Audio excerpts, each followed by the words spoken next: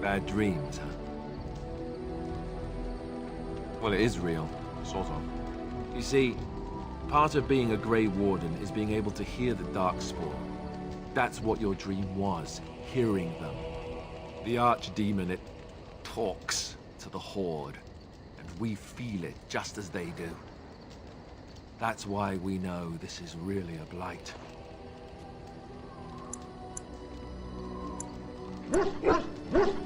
I don't know if it's really a dragon, but it sure looks like one. But yes, that's the Archdemon. It takes a bit, but eventually you can block the dreams out.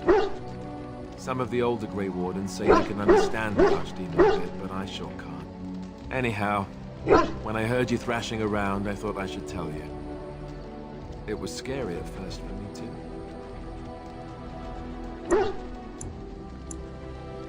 That's what I'm here for. To deliver unpleasant news and witty one-liners. Anyhow, you're up now, right? Let's pull up camp and get a move on.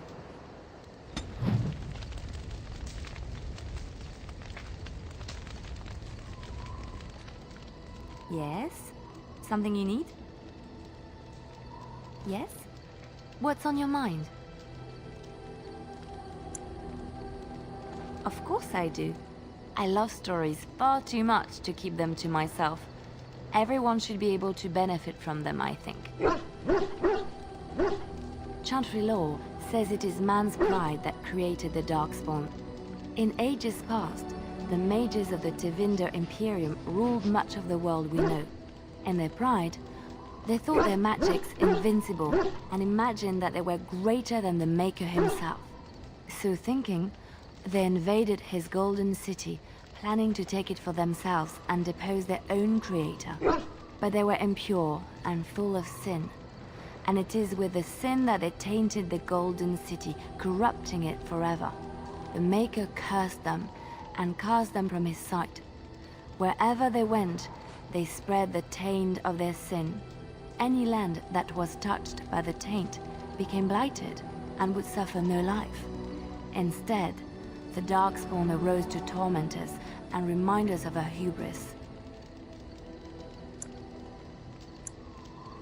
Of course, Orlesians enjoy telling stories. I shall tell you my favorite tale of Aveline, the Knight of Orlais. A long time ago, a girl child was born to a farmer. He had hoped for a son, not a daughter, and so he told his wife to abandon the child in the woods. Before the cold could claim her, the baby was found by a tribe of Dalish elves who took pity on the poor mewling thing and raised her as their own. Aveline, for that is what they called her, grew strong and quick and clever under the guidance of the elves. She learned to wield the sword as well as any man, could kill a deer with an arrow at 100 paces, and was as graceful on the back of a horse as she was on foot. Many legends have familiar forms and themes. We enjoy them so because we know them.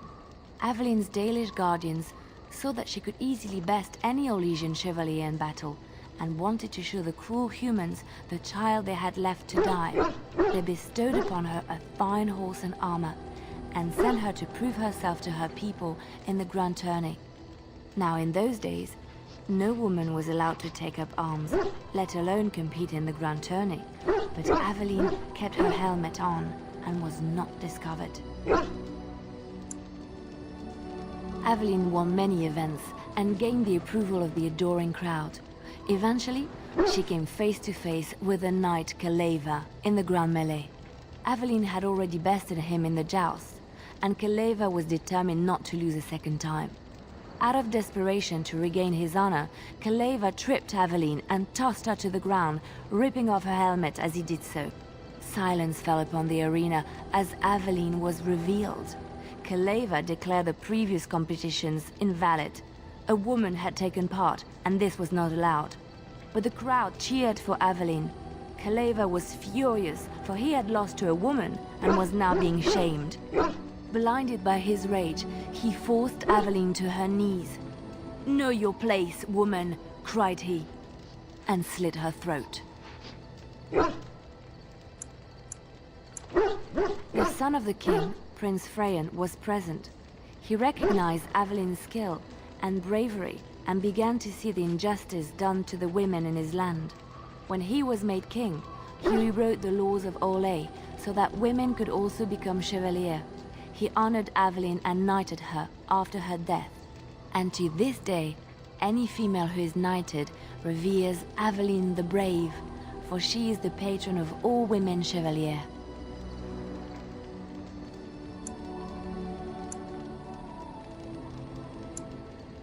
I know one, told to me by my mother a long time ago. It always chilled me to the bone. Maybe you have heard of Flemeth?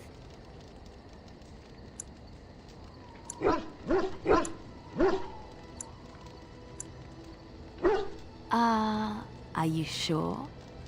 Was she the Flemeth of legend? Flemeth, the devourer of men? Flemeth, mother of witches?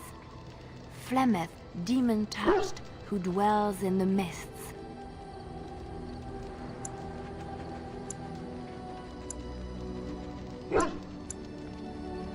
Ferelden mothers scare their daughters with talk of Flemeth.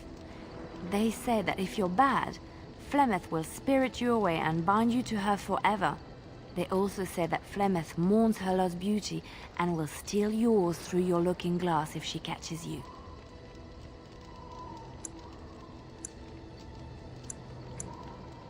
Flemeth's beauty was known throughout the land. She had hair like unto a moonless night, skin as pale as winter's first snow, and eyes as beautiful and perilous as the sea. When she came of age, she came to the attention of the Lord of Highever, Conobar, and he took her for his wife.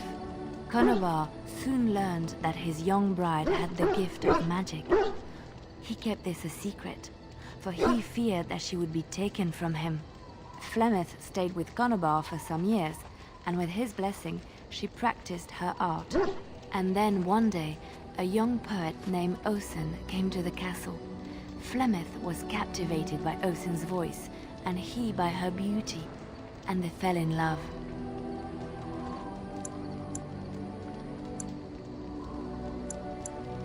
Flemeth longed to be with her true love, and she and Osen fled from Conobar's lands, seeking refuge in the Kokari wilds with the Chasing tribes.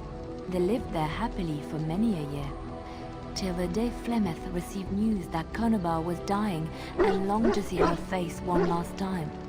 Flemeth's heart swelled with pity for the man who once was her husband, and begged Osen to return to Conobar's side with her. But when Flemeth and Osen entered Highever, they were captured by Conobar's men, and Osen was slain in front of Flemeth's eyes. Flemeth was imprisoned in the highest tower of the castle, there to await Conobar's judgment on her.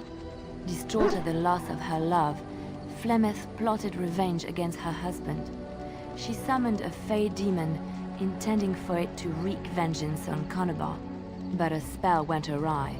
The demon possessed Flemeth. Turning her into an abomination, the halls of the castle ran red with blood as Flemeth slaughtered Conobar and all his men. The last of Flemeth's humanity melted away, and at dawn, she stole back to the wilds to plot and scheme for 100 years. They say she took to her side many Chasing men, and with their help, begat her daughter witches, who even now prowl the dark places of the Kokari wilds.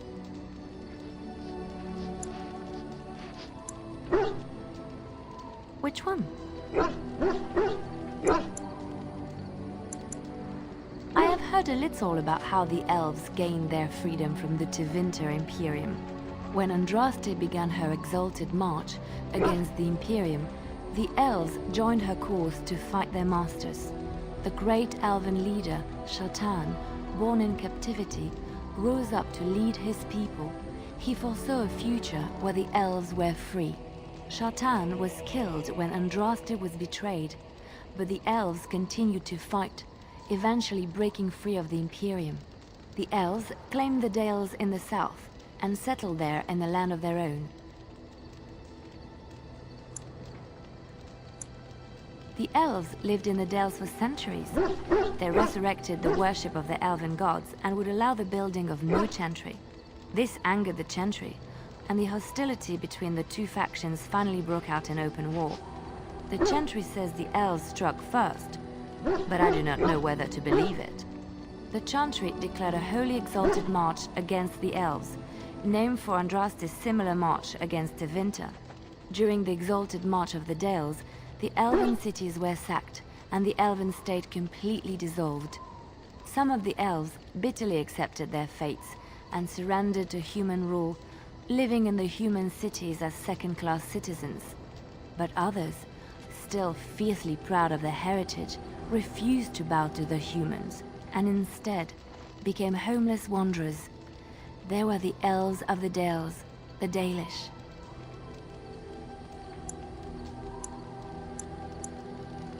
Andraste was the Maker's chosen. The Maker had long since abandoned the world when the sound of her singing turned his ear.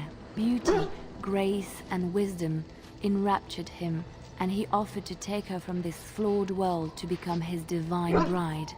But Andraste had an earthly husband and would not forsake him. Instead, she beseeched the Maker to return to his people once more. So earnest was her plea that the Maker was moved, and promised that he would create a paradise on earth if all abandoned their false gods and turned once more to him. And this is why Andraste began her exalted march on the idolaters of the Tevinter Imperium. The Maker granted her his powers with which to smite her enemies. Andraste brought the Imperium to its knees, and her victories converted many to the worship of the Maker.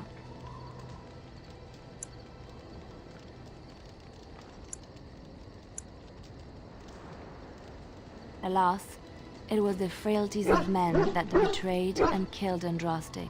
Her earthly husband, Maferath, a chieftain of the Alamari tribes himself, grew jealous as his wife's popularity and influence overshadowed his own. She was also revered as the Maker's betrothed, and Maferath began to see their own bond waning in significance as Andraste became ever more devoted to the Maker. Out of envy and spite, Maferath made a pact with the Archon Hysarian of Tevinter, allowing his beloved Andraste to be ambushed and captured. Andraste was burned at the stake in Minrathous, the capital of Tevinter.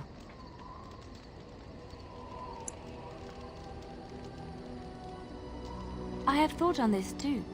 Did he withdraw his sight from her at that moment? Where were all the powers he bestowed upon her?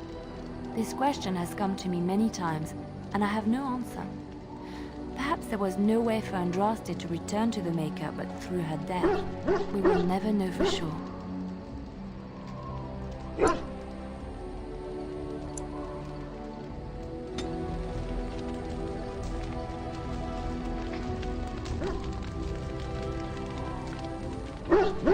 Yes?